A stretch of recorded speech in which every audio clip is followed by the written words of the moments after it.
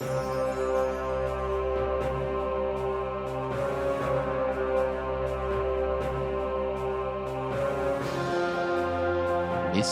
Audio welcomes you to Strange Stories, an audio anthology series of odd and unusual tales that can take place anywhere and anywhen. Sit back, open your ears, be comfortable, and let your imagination take flight. Remember, it's only as real as your mind makes it.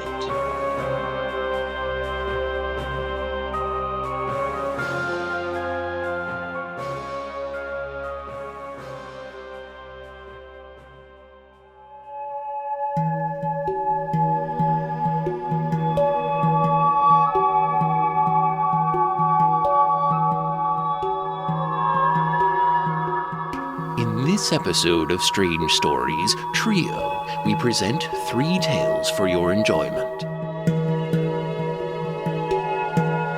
In our first story, a guilty conscience brings a man to a remote diner in a blinding snowstorm. Join us for Soups On.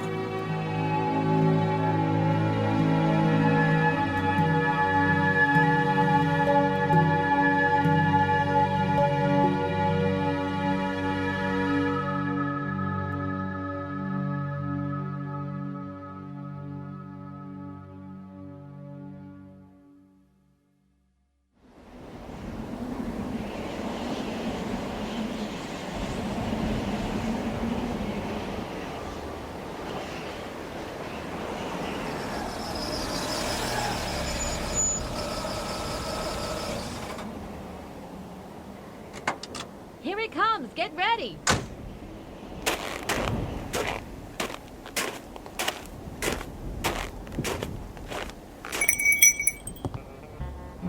Welcome to Dan's Diner, mister. Thanks. Oh, what a night. Yeah, you look like you're getting ready to close, what with all the chairs up on the tables. Not for another 30 minutes. With the storm, it's been dead here. We're just getting the cleaning done early. My name's Shirley. Could I ask you to sit at the counter, please? Yeah, sure thing. Can I get you something? No thanks. I'm here to meet someone. Here? Yeah, I'm a little early. Old friend? I don't know what you'd call her. So it's a woman. Yeah. You sure I can't get you something? It's a cold night out there. Come to think of it, that might be a good idea. What do you suggest? We're known for our chicken gumbo. That sounds good. Oh, it is. Sylvia, 1 bowl of gumbo. That'll be just a minute. Yeah, no rush. Here's some water. Thank you. So you're meeting a lady here tonight. Uh-huh. Are you always so chatty? That's a bad habit of mine. There's not much to do here. You're the only customer we had all night, and Sylvia back there in the kitchen isn't much of a talker. I didn't mean to upset you. Oh, you didn't. Not really. Yes, I'm meeting a lady here. She called me up out of the blue and said she really needed to talk with me. I don't know how she even got my phone number. She specified that she wanted to talk here. About what? I have no idea. I haven't even thought about her in years. Oh, the gumbo's ready. Thanks, Sylvia. Here you are. Smells good. You'll enjoy it. It really warms you up on a cold night. Oh, very tasty. It's our own special recipe. A lot of the diners around here have tried to outdo our gumbo, but none has. That would be tough to do. So, tell me about this lady you're gonna meet here tonight. An old girlfriend? I wouldn't go that far. One-nighter. Oh, more than that. I'm afraid I didn't treat her very well back in the day. What was her name? Lucille. I've always loved that name. Yeah, me... Something wrong? I'm not sure. I'm feeling kind of funny all of a sudden. Butterflies in the stomach.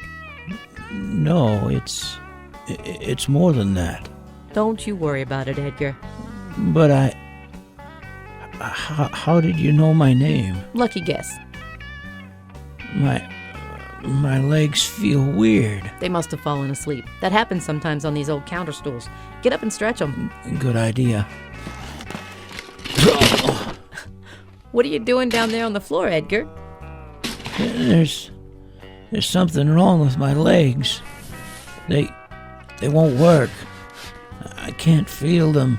The drugs are starting to work. Drugs? In the gumbo. It's our own creation. First, it paralyzes the limbs, so you can't get away. Wait till you hear what it does next. But why? I only came here to meet Lucille. I am Lucille. You? Yep. A few years gone by and a little red hair dye you never even noticed. It shows how important I was to you back then. Lucille, my throat. Part 2 is coming on. Your throat will close up like an interstate under construction. It won't be long now.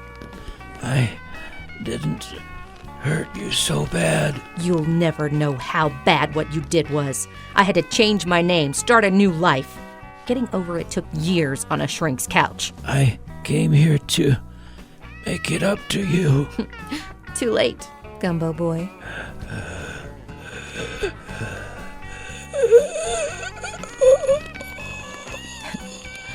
Works every time.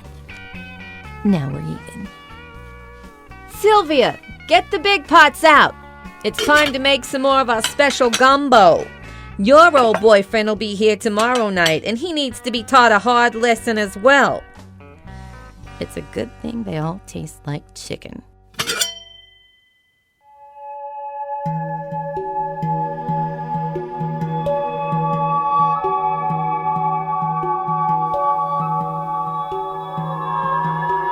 In our next story, The Big Night, 2 adolescent boys wait outside for something big to happen.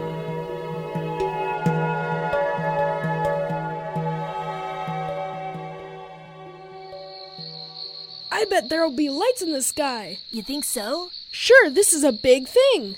It must be. It's listed on calendars. What does that mean? Only important stuff gets listed on calendars, like presidents' birthdays, Christmas, and things. This wouldn't be mentioned on calendars if it wasn't important. I guess you're right. Of course I am. Did your parents see you leave the house? No, they were sound asleep. Yours? Nah, I'm too smart for that. I grabbed the flashlights and snuck out here into the backyard. Your mom and dad's bedroom window is right up there. They won't wake up and catch us, will they? Not a chance. My dad snorts like a buzzsaw, and my mom can sleep through anything. Why do you think nobody else is outside to see this happen? It's gonna be cool. I don't know. Maybe they couldn't stay awake. It is kind of late. Good point. Hey, it's almost time. Oh boy, this is gonna be better than the movies. I'll say 3, 2, 1, 0. Are you sure your watch is right? Of course it is. I called up the correct time number on the telephone. It's right. What does yours say? About 20 seconds past 2. Then why is there nothing? Darned if I know. Everyone said this is when it would happen. Did they mean Eastern time? Of course they did. It's almost a minute past. Nothing. Can people just do this? Change the clocks, you mean? Yeah. No, that's big league stuff. Stuff for God. You can't just change the time and have everyone agree with you. But nothing's happening. Maybe you can. That would explain why no one else is outside to see it. Everything's supposed to straighten out at 2 a.m. I heard my mom say that. How can nothing happen? What a bummer. I was expecting all kinds of cool stuff. Me too. Well, we'd better get home. I guess so. I'm gonna be pretty tired in church tomorrow. I hope Monsignor Stevens isn't doing the Mass. He goes on forever. It's gonna be tough enough to stay awake without him going on and on and on. I guess you can just change the clocks, Billy. Who knew? It must be a grown-up thing. Probably. My mom changed all the clocks in the house. Boy, we have a lot of them.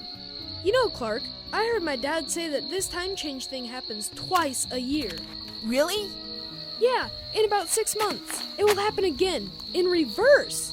Maybe that's when the cool stuff will come. Maybe. Do you want to try this again next time? You bet I do.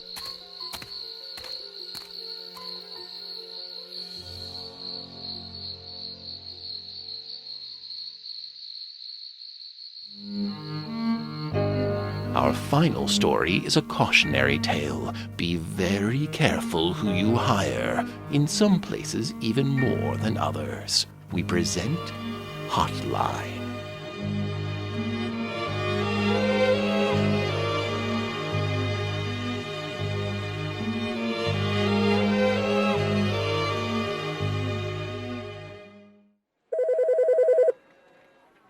Suicide Hotline, may I help you?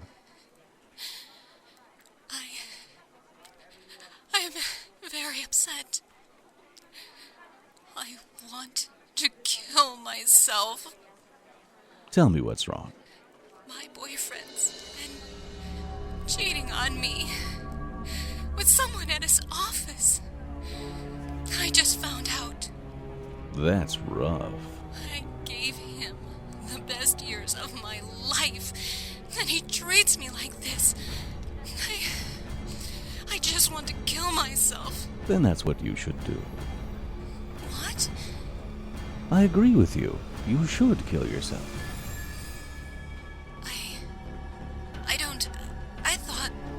I thought this was the suicide hotline. It is, but when you're right, you're right.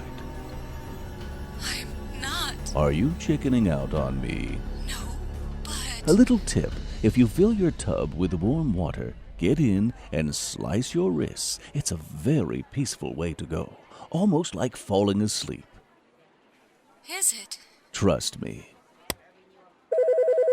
Hello, Suicide Hotline. Oh, good. A guy. Yes, sir. How can I help you? I learned today that my wife has a boyfriend on the side. She's been seeing him for years. You don't say. She's been playing me for a fool. I just want this whole mess to end. I should kill myself. Don't do that. No?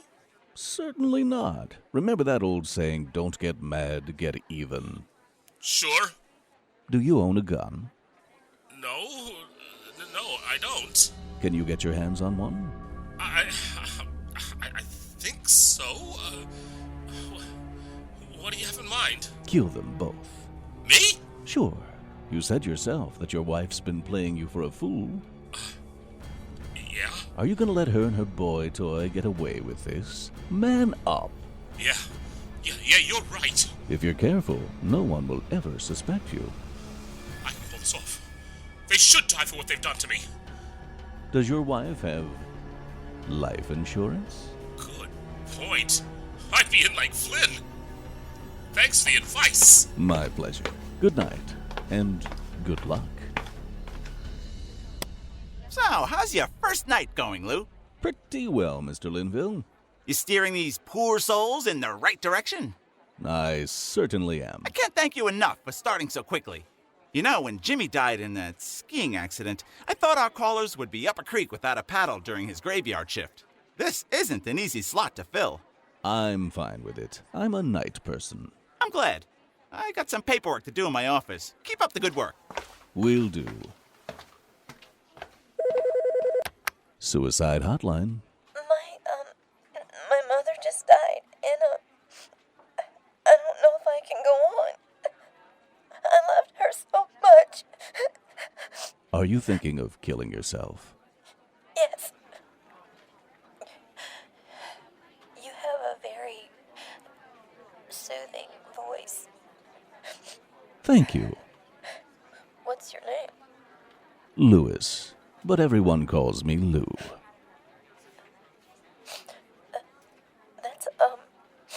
That's a lovely accent you have, but I can't place it. What's your last name? Cipher. Lou Cipher? That's right. I'm from down under. I've heard that name before. Somewhere. That's not important now. Let's get back to your suicide.